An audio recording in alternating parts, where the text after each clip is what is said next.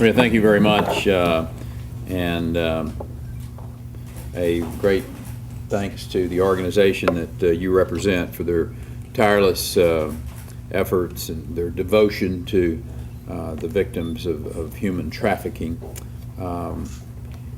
Human trafficking preys on the hopes and the dreams of the victims. They get promised better lives. They get not just for themselves, but for their families. I mean, unfortunately, what awaits the victims is a life of confinement, hard labor, prostitution, physical and mental abuse, and in far too many cases, an early death. Human trafficking is simply a modern-day slave trade. And its scope is very chilling. The federal government estimates there are as many as 20,000 victims who are trafficked in the United States every year, although we have no reliable way of knowing if the problem may even be worse than that. Of the identified victims of human trafficking, some 20% may be here in the state of Texas. In addition to the men who are used as forced construction workers, too many of these victims are women and children, often forced into the sex trade, while others are coerced into criminal enterprises and unwilling participants in crimes that create even more victims. And as Maria shared with you, here in Texas, we have taken some very deliberate steps to fight this problem. Last year, I was very honored to stand up with State Representative Sinfronia Thompson. She created the Human Trafficking Task Force, and it reports directly to the Attorney General's office. This task force combines the best efforts of law enforcement, the advocacy groups, state agencies, raising awareness and in providing specialized law enforcement training. Representative Weber sponsored that bill. It also provides new protections for the victims and making it safer for them to stand up to their assailants. And, I'm here today to call upon the Texas Legislature, Randy and his colleagues, to further toughen the laws against these traffickers, subjecting the worst offenders, those who commit these crimes on an ongoing basis, to new first-degree felony charges. We would refer to it as the Continuous Human Trafficking Act. This felony, in addition to penalties under existing laws, would subject each offender to an additional sentence ranging from 25 to 99 years in prison. Those who would commit these heinous acts need to know that if you're caught in Texas, you're not going to see the light of day for a long, long time. Now, the legislators will figure out the best way to make this happen, and I know Randy and his colleagues will work diligently on it, but I'm going to be putting some resources into the challenge now with grants from the Governor's Criminal Justice Division. We'll be making $500,000 available to Texas cities and counties to help victims of human trafficking. These local governments can either use the grants to directly provide much needed services through their own offices, or they can contract out to established local nonprofit groups experienced in helping victims of human trafficking. In the same fashion, my office is also going to provide more than $291,000 to the Office of Attorney General to expand the ability of the new Human Trafficking Prevention Task Force to identify, investigate, and prosecute these cases.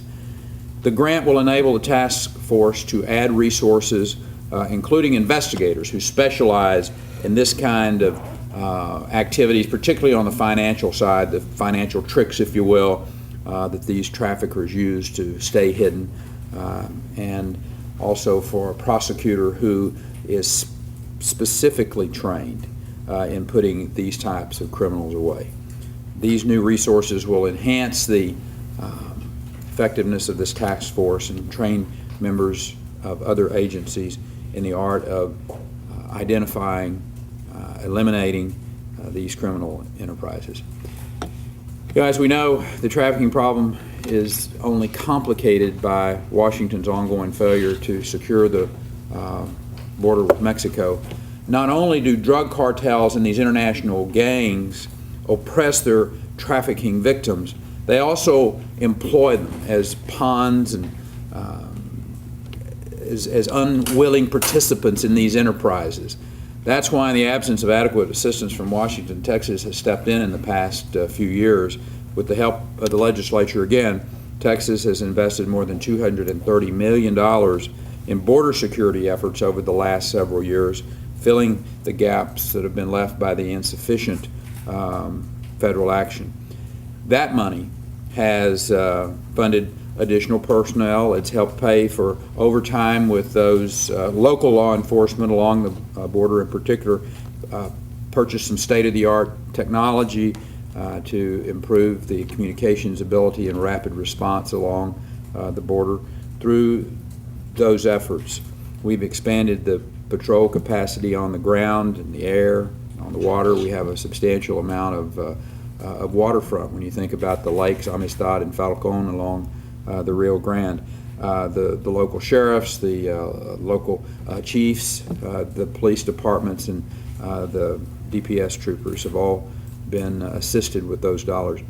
And we've seen these drug cartels and these international gangs change their tactics. They'll probe, they'll test, they'll change their tactics, and we are forced to do the same. It's the reason we created the Texas Ranger Recon Team. So members of the Texas Rangers, Texas Military Forces, our DPS troopers, always coordinated with the local law enforcement. They've been able to put boots on the ground in the hot spots, and they have been a very useful tool in securing the border of Texas.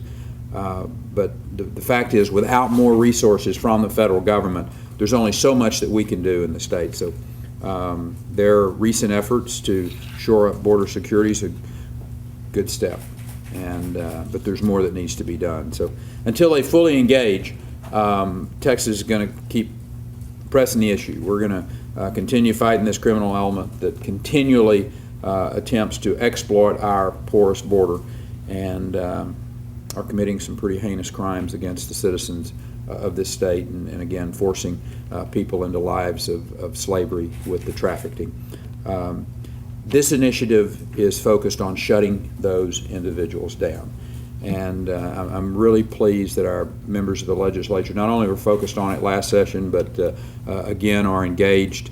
I want to say publicly, again, how proud I am of working with Representative Sinfronia Thompson and her efforts to continue the dialogue on this human trafficking issue. And Randy, to you, I want to say thank you. And actually, I'd like for you to share just a few of your thoughts, if you would, about what you're going to be working on. All right, thank you, Governor. And, Randy Weber. Governor's exactly correct.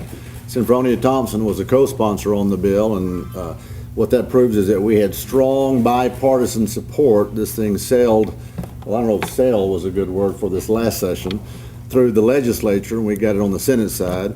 And the governor's exactly correct when he says 20%, as much as 20% of the victims of human trafficking in our country may be in Texas. Well, that's one record that we don't want Texas to have, and I'm confident under Governor Perry's leadership, as he stepped out today and taken the lead, that we're going to beat that record, and we're going to put those perpetrators in jail where they won't see the light of day, Governor, as you talked about. And I want to say thank you to the media for being here today to make this all very in the forefront, keeping it in the public's eye and the mind that, you know, this is a horrendous scourge on our country and especially our state. And I echo the governor's comments about the federal government. They're not going to get involved to the extent we'd like to. We'd like for them to. So Texas will do it. And under Governor Perry's leadership, you're seeing that that very thing is happening here today. And let's not forget, you know, human trafficking, not to be confused with human smuggling. Someone who gets to come up here from another country, for example, a free will. The victims of human trafficking are different. They, as the governor said, they get forced into slavery and sometimes even die a premature death. The sad thing about it is our own sons and daughters are being sold into slavery right under our very noses. And I'm so grateful to Rescue and Restore and to Redeem Ministries, Dennis and Maria, for the work they've done, because we're making this an issue. We're heightening the awareness of our public. And in Texas, we will not stand for it. We're on the right track to cleaning it up. And I'm encouraged by the governor and his announcing this grant. I'm hoping that the rest of my colleagues will get on board with it, and we will make this another priority with Senfronia Thompson helping with us again, Representative Thompson. Thank you all for being here, and thank you, Governor Perry, for your leadership. We really appreciate you. Thank you. Thank you, Randy. You bet. I'd like to introduce one other speaker, if I could. Dennis Mark is the Director of Redeem Ministries. You've heard that organization mentioned here already, and they have they've provided hope for so many of the victims of these crimes that we're talking about today, and I'd like for him just to share a little bit with you. So Dennis. Good afternoon, everyone. I am the Executive Director of Redeem Ministries, and Redeem Ministries is basically a non-profit, faith-based organization working to bring hope to women who have been victimized by this horrible crime. Today, in our state, hundreds, if not thousands, of women are suffering from the hands of torturers, of human trafficking perpetrators of this crime, and also at the buyers of sex. And so our purpose is to offer a hope to those women once they have been rescued, once they've escaped from this life. We actually do direct contact visits with some of the women working in the commercial sex industry. And I can tell you from my own experiences and from the experiences of our team, it is difficult to walk into one of these establishments or face a girl on the street knowing her life and what she's experiencing and having to turn around and walk away because there are limited services available to her. And so our purpose is to be that shining light to them in hopes that they will see in us a God who is a God of second, third, and fourth chances. That they will always be there to help them and to procure for them a reasonable way of reshaping their life and bringing value to them besides what they do for the commercial sex industry. And so as Redeem Ministry continues to grow, one of our expanding projects right now is we are in the final stages of opening a safe house in the Houston area. And we will be able to house a limited number of 6 women who have been rescued. Our hopes is that this will become a model that can be duplicated around the area of Houston and eventually in every city in the state of Texas.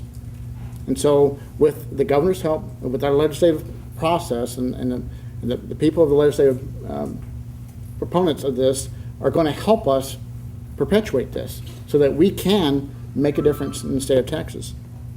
I can tell you personally the value of what this type of legislation does. It reaches beyond the borders of the state of Texas. It even reaches beyond the borders of the United States. I have personally talked to other states and other countries who are modeling their laws after the ones in the state of Texas because we are doing the right thing. And so it is urgent that we continue down this road so that we can put an end to this horrible, horrible crime of modern day slavery that's not just coming from third world countries, but it's within our own communities, so that we no longer have to experience this type of crime existing in our backyard. It is a time for us to reach beyond and offer hope to those women and those children and those men who may be experiencing human trafficking. Thank you so much for your time.